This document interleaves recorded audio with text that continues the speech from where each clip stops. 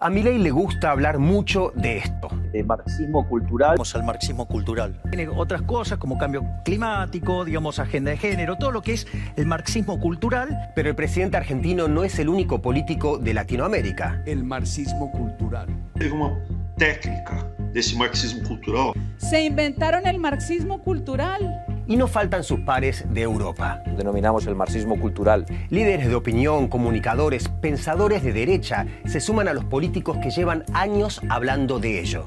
Y por supuesto también en el mundo anglosajón. Pero, ¿qué es realmente el marxismo cultural? Hay quienes lo consideran una teoría conspirativa propagada por el espectro de la derecha más radical. En DW verifica, como siempre, los datos para que ustedes saquen sus propias conclusiones.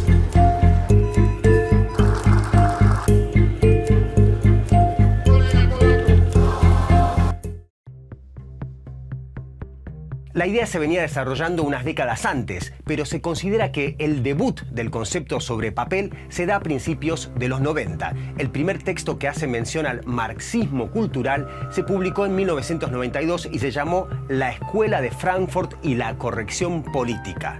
El libro achaca a esa escuela alemana, básicamente un grupo de filósofos e intelectuales, de conspirar desde los pasillos de las universidades estadounidenses para destruir la cultura occidental y cristiana con ideas inspiradas en teóricos comunistas europeos como Georg Lukács y Antonio Gramsci.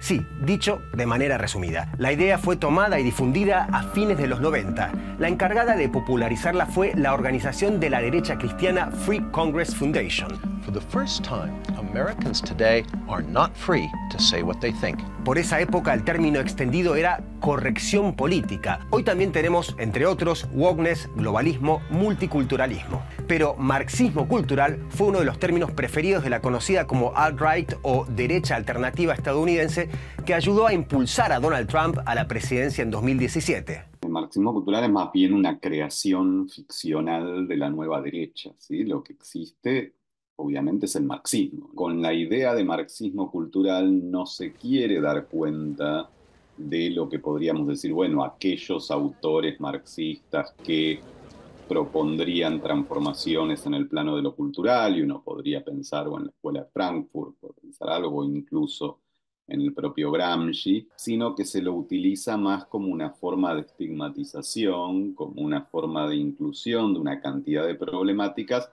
de las cuales muchas de ellas no tienen nada que ver ni con Marx ni con el marxismo.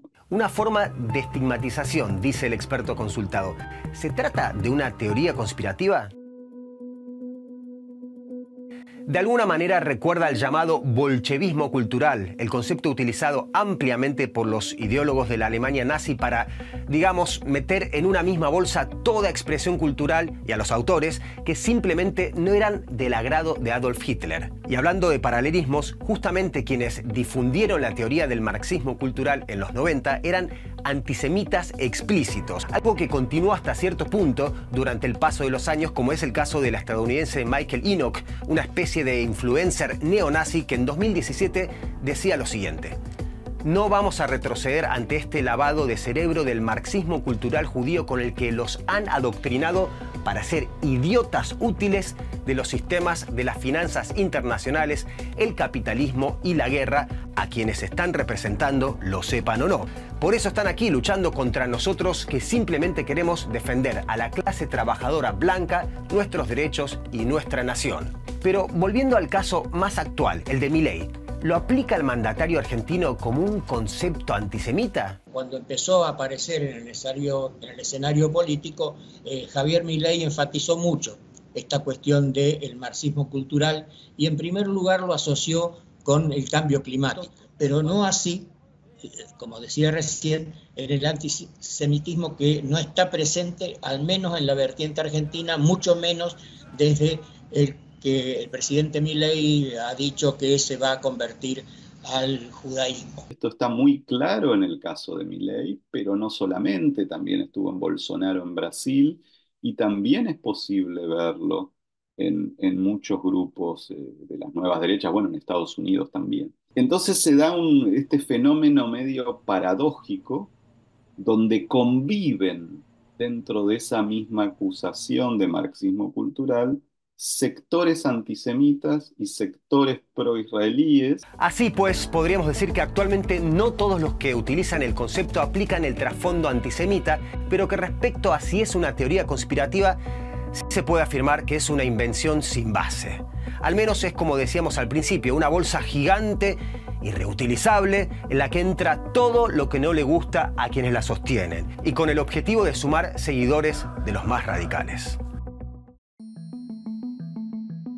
A ver, nosotros estamos en una batalla política. Llamarle marxismo cultural es identificar a todo esto que Agustín señaló al principio con la izquierda. Eso es la función que cumple llamarlo marxismo cultural.